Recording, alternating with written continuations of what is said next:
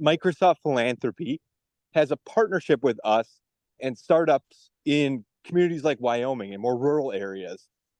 Microsoft, in July of 2020, called from their philanthropy team and asked if we would be open to helping them with a major initiative they were launching in response to the COVID crisis. So Microsoft saw the closures from different communities because of the lockdowns and the emergency with the public health issues and wanted to be involved in helping. Microsoft, working with LinkedIn Learning, Microsoft Learn, and GitHub, put together 10 certificates in the most in-demand jobs in America. So ranging from customer service and business development to cybersecurity and IT analysts. They invited us to collaborate in launching a program for un- and underemployed people to skill from home and work from home with a 5 to 10 week course designed to help with both the hard skills through the certificate, but also the soft skills that come with just changing industries, with being from hospitality or leisure to digital employment. The idea was we could do the first type of modern curriculum built for, at the time of COVID, but now a post-COVID world. We started that program in Wisconsin, where Gail and I are originally from. We did it in rural Wisconsin in partnership with Titletown Tech, which is the Packers. And we're able to get 23 unemployed individuals. 21 of them graduated. We got all of them a job, but pretty much right away, 15 of them. And the salaries are between 40 to 55,000 on average. So pretty good. We've since expanded it to over 21 cities, but it all started with that initial call of how do we build the next generation of skilling for a modern economy that's work from and that's such an exciting program and such an exciting time to initiate that program, because I think, you know, it was quite literally a crisis moment, and you turned it into a positive for a number of people. And I think for many people that crisis moment still exists, or it needs to, it's expanded into the adoption of new technology. So we're so excited that you've started this new wave of skill development. What were your initial results from that that first wave of expansions that you did with the program? I know that I've seen some metrics, but I would love to have you talk about it a little bit and your highlights. Yeah, cool. You got it? Yeah, so we took that pilot program in Northeast Wisconsin that Joe mentioned, and grew that into other rural regions like Southern Virginia, Wyoming. We went to Indiana after that, and now we're working in about 25 different regions across the country. And we've seen, even despite the growth, really strong metrics across the board. We're still sticking to the 80% graduation rate, the 70+% placement rate, and to Joe's point, about $54,000 as the average salary of our graduates. And what's been really unique for us to see and adapt to is not only did we build this program in the time of COVID in 2020, the high unemployment rates, but we've been able to adapt our program to the different labor market trends. We started again with a lot of hospitality workers that were impacted due to COVID with some of the first cohorts that we ran. So we were doing a lot of customer service and sales programs to address some of those transferable skills originally that a lot of our participants held, and then get them into some of those better roles and more sustainable roles for the future. We have also seen a lot of the other labor trends that we've been going through. So now a lot of our programming that we're running in different regions is more focused on data analytics and project management. So having the range of career tracks through LinkedIn Learning and Microsoft Learning gives us the ability to adapt to those changes without creating fully new programs or having to go to other training providers, which is really unique with our program.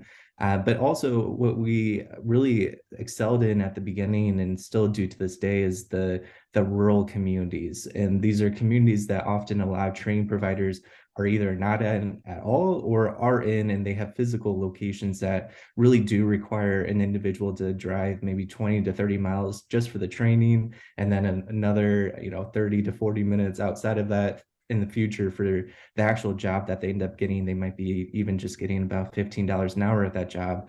Whereas our program is really set up to meet people where they're at. They're able to take the training and learn the skills that they need from home. They can go through the coursework when the kids go to bed at 2 a.m. They can go ahead and knock themselves out, but really meet them where they're at to learn those skills, get the support from our team, and then ultimately be able to get the role that they can work from home, keep their family life, don't have to worry as much about childcare and transportation, those other barriers that often come up. So we've definitely seen a lot of those different trends that we're able to adapt to, and our program has taken a couple different forms, one way or another, to really address those specific needs through our one-on-one coaching and the concierge model that we really pride ourselves on here at gener8tor. And again, we were just having a conversation this morning about that, because certainly accessibility to programming is one of the things that we're trying to correct on the island of Puerto Rico. And so programs like this that have an online presence are very powerful in terms of engaging. There's a lot of rural areas in Puerto Rico and a lot of mountainous areas where access and to drive even a half hour is not always easy. So this opens the door. And I want to reiterate what's exciting to me about your program is it takes people who are really underemployed, unemployed, skill challenged, and transitions them into really well-paying jobs. And so you know, it's a kind of a 0 to 65 program. Where do you currently have your program? Well, good to see you, Joe. Again, I apologize. I was a minute late in getting. They had evacuated my home, so I had to step out and do it originally. Yeah, and I think that, going to your point on where we run it, it's in two ways. We run it with partners who have a dedicated geographic focus. So, as I mentioned, we started with Northeast Wisconsin with the New North, which is like their Chamber of Commerce, and that they're the parent entity. They're the ones who brought us there. They had the actual contract with Microsoft, then they had subcontracted it to us to run it in the counties that they covered. This 12 county, many mile footprint that has 2 or 3 urban centers, but then large rural areas around it. And they wanted a mix of individuals drawn from that urban community like Green Bay and Ashwaubenon, but also from the more rural areas of their footprint, which are at least 50 to 100 miles away potentially. We have expanded it, like Cole said, to these 20 plus communities, and it's got really 2 flavors. So we found we're doing it in very rural areas. So we do it in Alaska, we do it in Wyoming, and it's where that skill from home, work from home can really bring people who are currently not in the workforce back into work, but then also in very urban communities. So we work with the YWCA and JP Morgan Foundation in Little Haiti in Miami. And we're also trying to work with partners who believe that this skill from home, work from home may impact communities currently not served as well through the in-place requirements. So we're doing a program around neurodiversity with Ernst & Young in Atlanta. And I think one of the things that's so important about this program for the audience you have today, 2 areas that might be of real interest. We're trying to bring a consumer brand to skilling. Going to our startup background, our job is to help startups get their first $1 million or $2 million of revenue. We're almost always the initial and exclusive partner. So we're there from the first marketing campaign.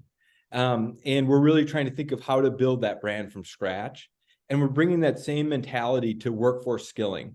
How can we put a consumer brand so that the public is better aware of the programs that are available, not just with us, but the surrounding efforts that complement that work in the community? And part of that for us is we fill our own cohorts. So much of the system today are referral-based outcomes from existing partners, and we absolutely want to take those. But we also want to build our own brand campaign to attract people who may not be aware of these incredible local employment opportunities into the program. So in almost every case right now, for example, I think we have 7 cohorts kicking off, ranging from Birmingham, Alabama, targeting the Black community in Birmingham, to, like I said, rural Southern Virginia and Central Washington. The programs are dual language, so both in English and Spanish. Obviously in El Paso, you can imagine it's top of mind in Little Haiti. And we're working to fill those cohorts with 250 people, where I think Cole will know this better than me, 11 days out. And we have over 800 applicants, and we've turned off marketing because at this point now, we're putting in waiting lists for future cohorts. and referring individuals to other programs in the community, because we're, our capacity for that current load is 250 people over the next 6 weeks.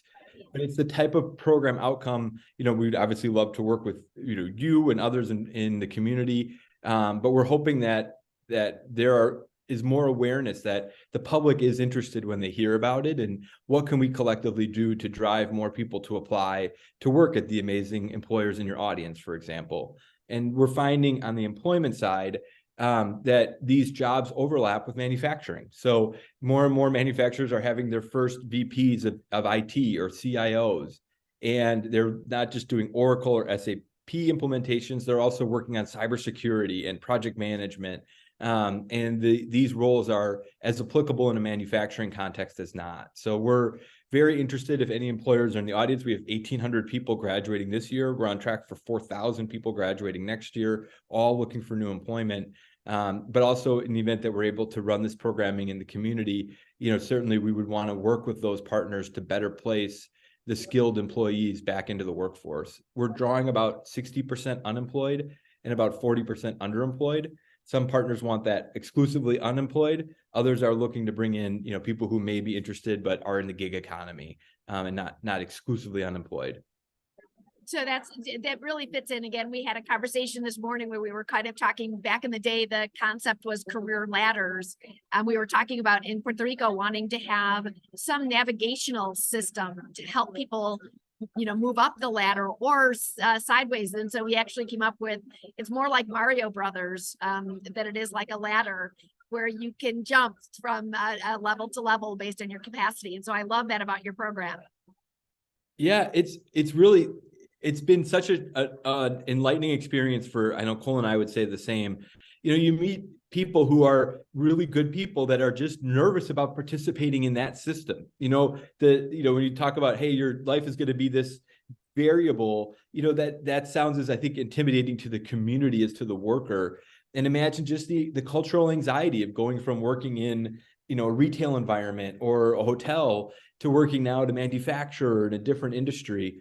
We did a profile with the New York Times, Steve Lohr, who's the kind of the workforce beat reporter. Microsoft arranged for us and him and them to connect for a story that ran a year ago. And we did 5 interviews with him, and he kept driving at, there's something here, but I want to frame it about why it's different. And he ended up with that the program was really about soft skills and last mile. And what can we do to help people feel comfortable as much with the imposter syndrome as they are with the hard skills of going into a new industry. And I think as we're thinking about that I love that analogy of the Mario, you could tell the Mario movie's out. But as people are thinking about what it's like for a worker to be the role of a hero in a video game, it's intimidating. And how we frame out what it is to be a part of a new community is really important in order to make people feel comfortable giving it a try in the first place. I think one of the very undercovered aspects of skilling and challenges is the self-defeat that people put on themselves when they think they might not belong, and what working together we can do to make them feel comfortable. I describe a skilling accelerator as the difference between going to a biking class alone or going with a bunch of friends, and just the effect that community can have on helping people feel comfortable. But with what we've learned in this program, people feel very intimidated, and yet they're very good people. And what can we do to show them dignity and respect in helping them transition from the old economy of kind of one employer, one long time and one career, to the variability that comes with navigating through the challenges of a Mario game. Excellent. And that's one of our roles as an organization, is to kind of be the case manager, I would say, so that people don't go through one program and then kind of fall off those ladders. They know the next step. So we were talking to one entity here that's doing a K-12 program for basic coding, and then 2 college students who have started a nonprofit doing blockchain and Web3 skills, and making sure that there's a handoff between one program to the other. So, which we feel is a really important thing to keep people engaged in the next opportunity. So our final question, what are your plans or thoughts in terms of Puerto Rico? I know you've been working on some things. We've worked on some things here on the island, and we're excited at where your next steps might be. obviously you're very interested in working with you in the lab. The 5G overlaps really closely with the skills we're talking about. And so we're working hard. There's a new program from DDEC on skilling that we're hoping to collaborate and putting our best foot forward on. We had our first interview yesterday on that. And shared much of the same discussion, not just obviously in San Juan, which gets a lot of attention, but in the regions in the South and the East and the West, what tools are available to help fill gaps that may exist in helping the community reach its full potential. Us trying to introduce ourselves to your audience today, and thank you for this forum. But working with you long-term beyond opportunities like this is very top of mind. And what we're hoping to do is bring the skilling program to Puerto Rico to work on everything from recruiting people who are not currently in the workforce into it, to skilling them, to helping them gain employment and then succeed in that employment. Those 4 big chapters of our work is where I think we'll be working with you, and we're very excited about that. Great. And I just want to make a point that even though this conversation is in English for the audience that we are looking to reach for this, that you will have bilingual and local assets in terms of your program deployment in a region like Puerto Rico. The program, we have run programs in the past exclusively in Spanish, but also with English available. Our previous programs, we ran a startup program, G-Beta, for local startups that have since gone on to raise. And we also ran, in partnership with the EDA and groups like Tatine Foundation, an emergency response program during COVID to help small businesses access PPP relief. Over 500 small businesses in and around San Juan and Ponce participated. In those programs like this will be focused on Spanish as the model for delivery. And we'll be working on both local and national employment opportunities that fit the community. Oh, wonderful. And so again, thank you so much for your time today. Is there anything else we can add to this conversation? As I said, we've been recording it and we will be rerunning this. The Puerto Rico Manufacturers Association will be promoting this through their channel. So this is your soapbox to not answer a question, but make a statement. Yeah, well, just to thank you and the lab for inviting us in here, Gail. Thank you very much. And to the broader audience for having us. Working with you and with the community, we can do a lot to bring people who may not be in the workforce or may not feel comfortable applying to jobs at members of this organization to understand it, and with that understanding, skill in it, and with that skilling, succeed in careers together. And I think if we just do simple things well in getting that message to the community, that we can drive together, first it'll be dozens and then hundreds and then thousands and then many thousands of new jobs to employers looking for the next generation of their workforce. It's doable. We're going to get to work on it. We're excited to start having graduates with local employment success stories as a lighthouse to attract other applicants to succeed in the community. And the work begins now. Great. We are very proud of the work that you've done on the island. We're very much looking forward to working with you again in the future. And thank you so much for your time, Joe and Cole. And again, Puerto Rico has a can-do spirit. So we are looking forward to those next steps. We wish everyone a wonderful conference. Thank you for having us, and hope to be there in person with you sooner than later. Thanks. Thank you. I will talk to you soon. Thanks so much, Gail. Wait, we need wait. We need a photo. Okay, all right. Oh wait, hold on. Have I been off camera here? Hold on. That you'll ever have. Just pose for the. Again, we are really stretching our technology to the limit here. Well, it's great. Again, I cannot wait. As you and I have been together, 3 or 4 times in the last year or two, and I wish I was there now. Yeah, we wish you were here too. Great to Thanks see so you. much, Gail. We'll talk to you soon. Thanks, everyone. Bye-bye.